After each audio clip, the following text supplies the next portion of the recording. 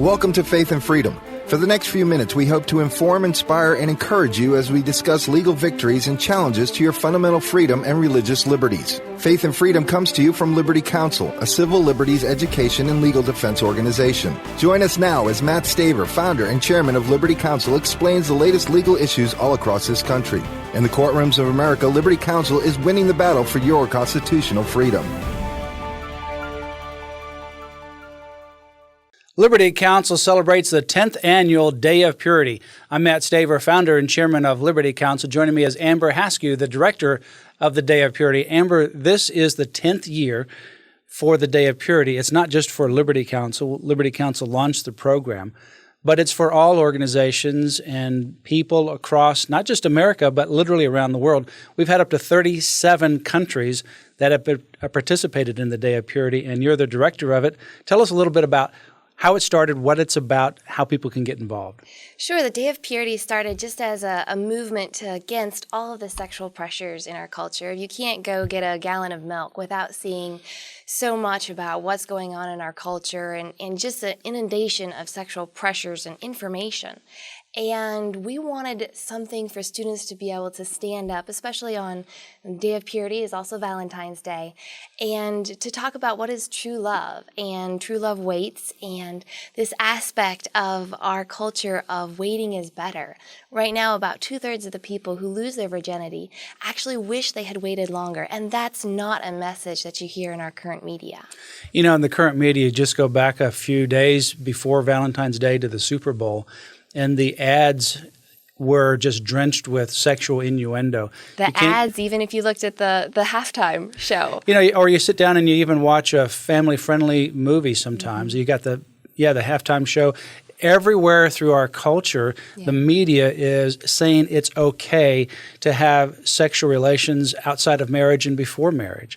And we know from a fact that biblically and also from our own experience and studies that we've seen, it is damaging and it destroys the intimacy that God ultimately designed. Yeah, there's some studies have come out that show that individuals who wait to have sex before they're married have a more than a 70% chance higher or a 70% chance lower risk of divorce. And so you're looking at divorce, you're looking at the children affected by that. There's so many reasons, both within Scripture and scientifically, that point to the health and the benefits of waiting for marriage. So some people who say, well, they're just going to try it out, a relationship, and even have an intimate relationship before they decide to make that commitment to have a marriage for the rest of their lives, ultimately risk that long-term relationship by doing so. Absolutely. The individuals who live together show a higher chance of divorce than those who wait and they save that for marriage as God intended for us to. Well, and you know also that there is a number of sexually transmitted diseases that are taking place among young people, some of which, like the HPV, the human papilloma virus, is the biggest cause of cervical cancer. And that happens because of sexual promiscuity. In America, we look at about 19 million different cases of sexually transmitted disease every year. And the cost to treat those cases, you're looking at between $16 and $17 billion. And so this is something that affects not just the people that are involved in sexual promiscuity, but this is something that affects our whole country.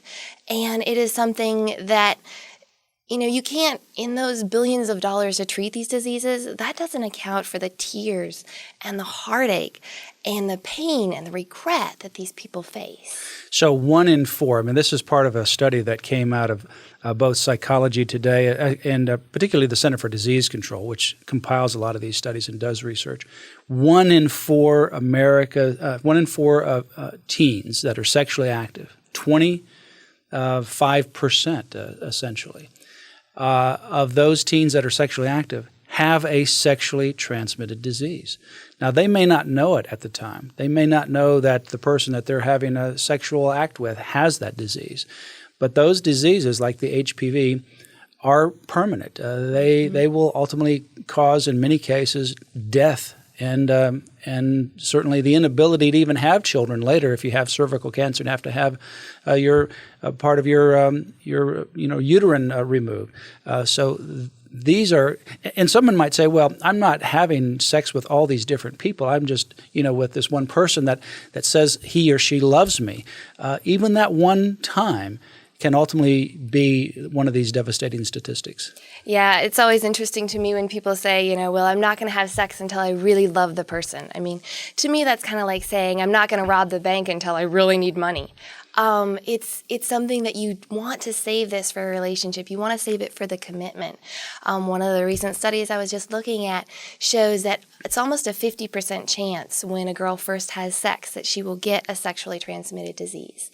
And so it's just a one-time thing. It's a one-time experience, and then you will have that disease going forward for the rest of your life. And to listen to the stories of people that have a disease and then want to enter into a marriage and they have to fight with this the rest of their lives is just devastating. It's heartbreaking. The Bible speaks of one sin that's different than any other sin. Everyone, you hear this all the time, all sins are equal. They're not equal, and it's not biblical to say that all sins are the same. If you go to 1 Corinthians chapter 6, it says there's one sin that's different than any other sin. And this is from the Scriptures itself, and that is the sin of sexual immorality. It says every other sin that you commit is outside the body. But sexual immorality, in that particular case, joining yourself with someone who is not your husband or not your wife, that's sexual immorality. And it says that's a sin against your own body. Every other sin is outside your body.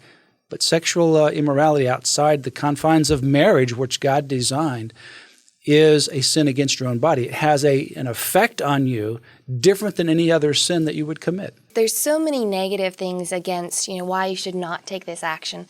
But there's also quite a bit on the positive side of why you should wait. There's, just a freedom from wondering, am I pregnant? From wondering, do I have these diseases? There's also one of the studies that showed teens who don't participate in sexual activity, teen virgins, will make across their lifetime an average of $370,000 more than their sexually active counterparts. And so this just gives people an additional focus. It gives them better grades. It gives them more of a long-term view. And you see that throughout their whole life. And so this is something that I just want to encourage people. Sometimes they'll ask the question, what would you do with $370,000? Now, Day of Purity, this is the 10th year. Tell people how they can get involved. Dayofpurity.org is the website that people can go to, and we have a lot of resources there at dayofpurity.org. So I encourage people to do that. Other ways people can get involved, tell us how they can do that. Well, there's so many different ways. We just want this to be very individual for you to be able to celebrate it however you want. We encourage people to wear white to symbolize that purity. We also encourage you to go visit our web page, dayofpurity.org, and also our Facebook page at facebook.com/dayofpurity. We put a daily post there so people can get encouragement, they can get motivation, and they can share that with their friends. One of the things about Day of Purity is helping people to pass this word, because oftentimes people don't talk about what they did not do last night. And so just to be that voice. Well, we also have wristbands as well that you can have as well. It's got a scripture verse on it. It's talking about live pure. And so there's a lot of ways you can do this, whether you're in your Sunday school, even though it's after Valentine's Day, maybe you're going to be in church on Sunday, you can have this as part of your Sunday school, part of your youth program. And it's not just one day. Day of Purity, we celebrate it on Valentine's Day. And it can be done in all the different schools, public and private, in your Sunday schools, around the world. But it's something that needs to be a message throughout the year. This is just one day that we emphasize it, but it's something to have as a message and a lifestyle throughout the year. Also, I know you get a lot, and we get emails from people around the country, literally around the world, thanking us for having this program so that they can be encouraged to stand up for purity. Absolutely. And one of the things, my 5-year-old niece just went to a daddy-daughter dance with her father, and just to see the excitement and the delight was beautiful. It was priceless.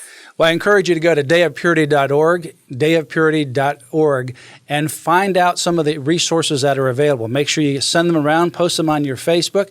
Celebrate purity not just on Valentine's Day, but throughout the year, and encourage others to do the same. I would encourage you to talk talk about this in your Sunday school class, talk about it in your youth programs, not just now, but throughout the year.